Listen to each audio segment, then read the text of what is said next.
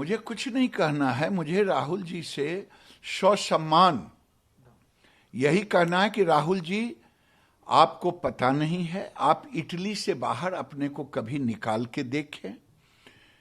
आप किसानों की बात करते, देश और दिशा की बात करते, पांडुचेरी में कर रहे हैं।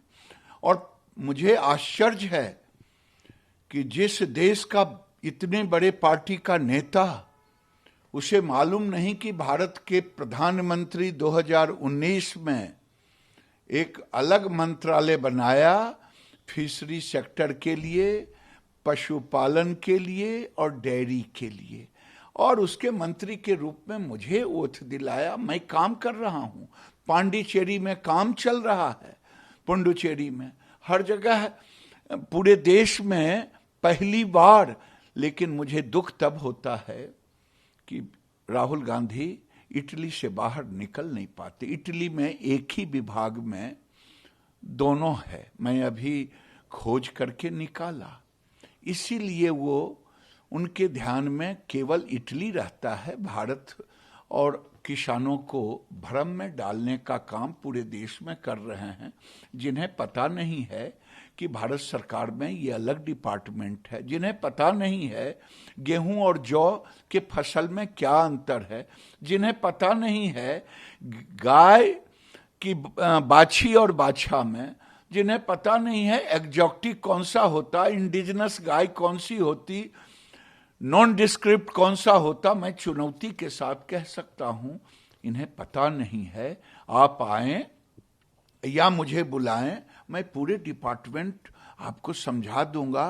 आपके कारण देश की बदनामी पूरे दुनिया में हो रही है ऐसे शब्द कहने पर। तो आप आमंत्रण देंगे? क्योंकि जो बात उन्होंने कही, इससे तो ऐसा लगता है कि या तो आपके मंत्रालय का काम राहुल गांधी तक पहुंच नहीं पा रहा है, या फिर उन्हें जानकारी नहीं है, जो भी है।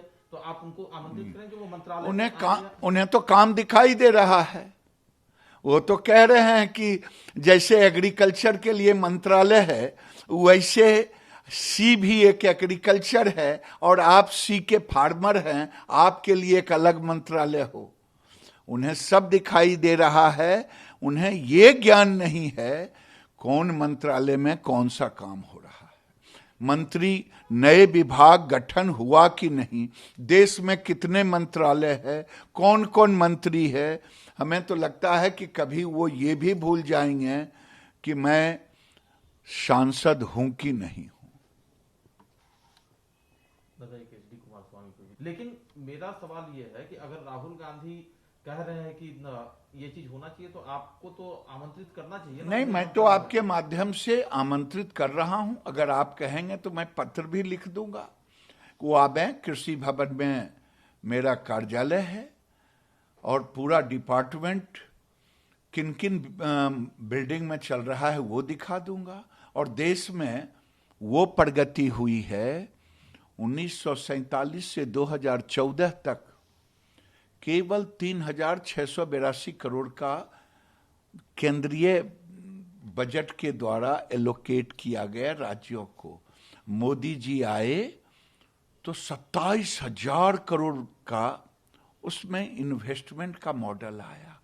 और प्रोडक्शन, राहुल जी, पहले आजादी के बाद 70 साल में केवल 100 लाख टन था, यानी 10 मिलियन टन।